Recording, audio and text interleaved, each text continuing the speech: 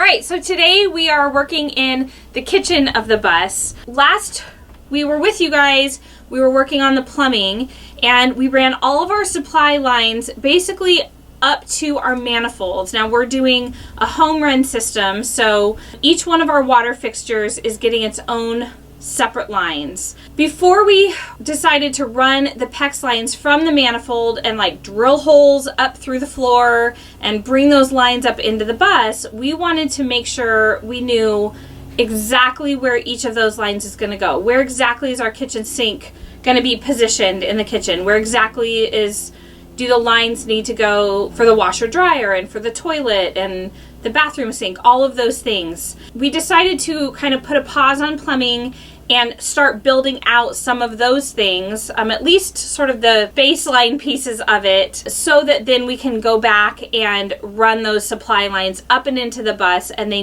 know exactly where they're going, and we don't make any mistakes, where we're off by a few inches one way because we didn't plan it all out correctly. So all of that being said, we're starting with our kitchen. But in order to do that, the first thing we had to do was put up this wall. Now, if you remember, we have a pocket door right here, which you can see right here.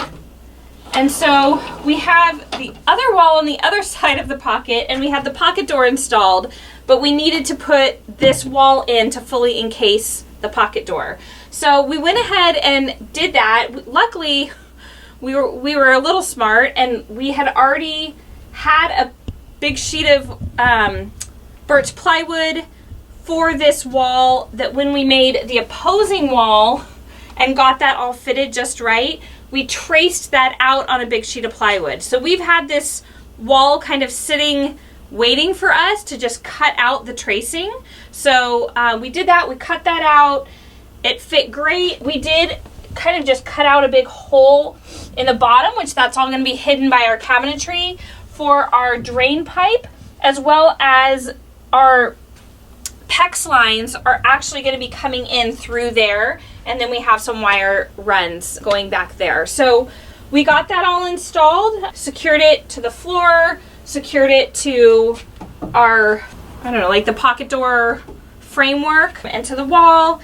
And so the next step is we have to build a wall back here for our cabinetry. Now our cabinets are going to sit up above our window line a little bit, and so we need to just kind of like we did the same thing on this side on the back of our pantry and refrigerator, where we had to kind of shim away from the wall so that our cabinets and everything aren't shoved up against the window. That way, if we ever need to replace that window or anything, we have access from outside and it's not damaging the window in any way. Kind of a long roundabout way of doing this is we're going to actually start by building our cabinets. That way we can see how they fit, where we want them positioned, and then we will kind of move those out of the way and build the wall the way we want it.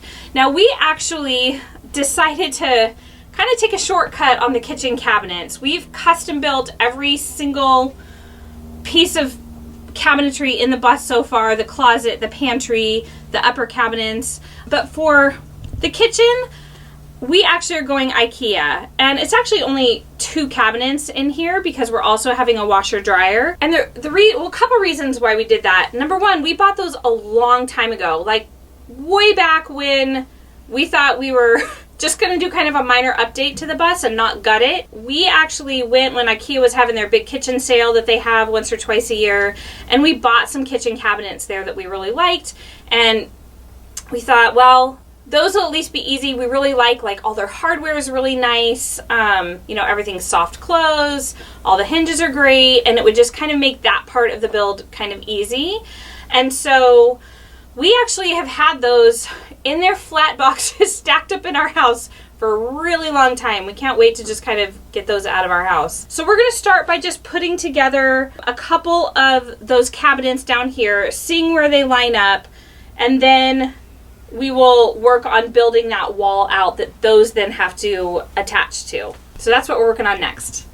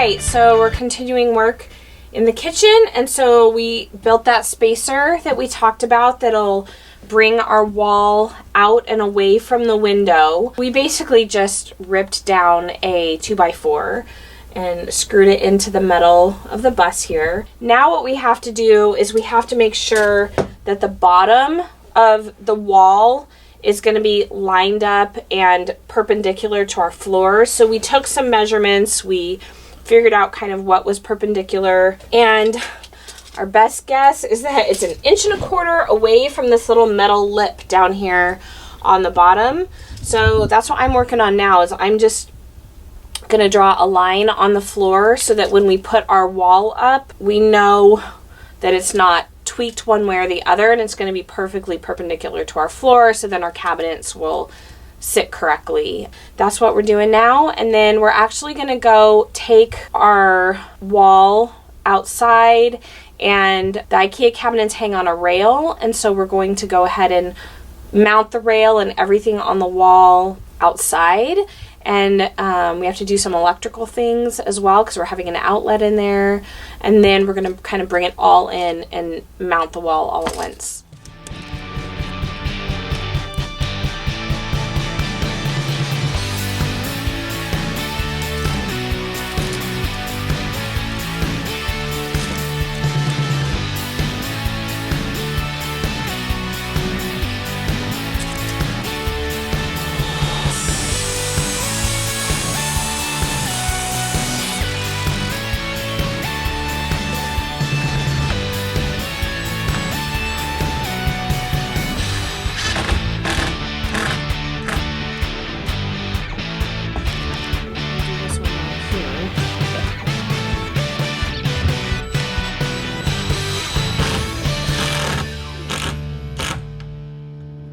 Okay, so as we're getting ready to mount our wall, one of the things we had to consider is that we wanted an electrical outlet inside one of the cabinets. And so it's going to be obviously like recessed through the cabinet and then through the wall and kind of back into the insulation a little bit. But the issue is that if you look at the IKEA cabinet, this is where it hangs on the rail. And then there's like this gap here between the back, which you guys know IKEA cabinets, they just have like the little, I don't even know, like the little cheap flimsy back to them, but there's a gap right there. And so, you know, if we want the front of the outlet to be inside the cabinet, it's not going to be real secure, like pushing a plug in there if there's like a big gap in there, if that makes sense. So what we did on our wall over here was we just kind of made some little shims. We cut the hole where the outlet's going to be, and it's like about 3/4 of an inch gap in between the back of the cabinet and where it hangs off the rail. And so we just made some little shims so that when we install the outlet box, we can screw the box into the shims, and then also then the back of that flimsy back of the cabinet will have something sturdy right behind it, so when we're pushing a plug into the outlet, you know, it's not gonna like tear through that back part. That's all ready to go now, and so we got the rail mounted, and now we're gonna go ahead and take this in and install it in the bus.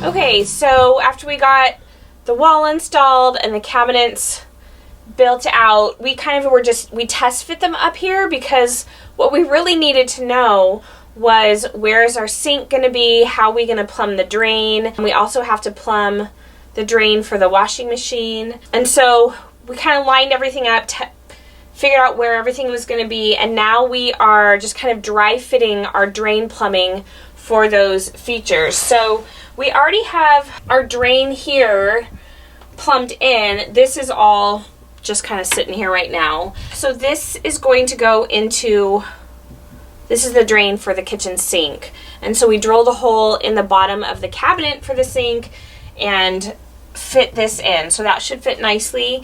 But we wanted to put it at a little bit of raised up just a little bit so that we make sure that it drains. So we're just going to stick a piece of 3/4 inch, which puts this sanitary tee just right below where the bottom of the cabinet sits, and it provides a nice little decline here in the pipe.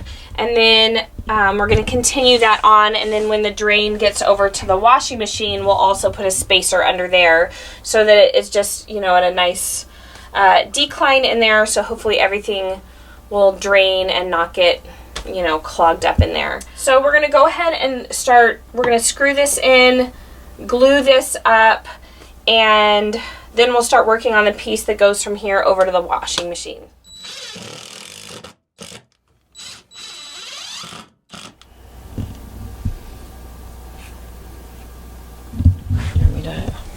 Yep. Kind of hold that. Yes, please. Okay.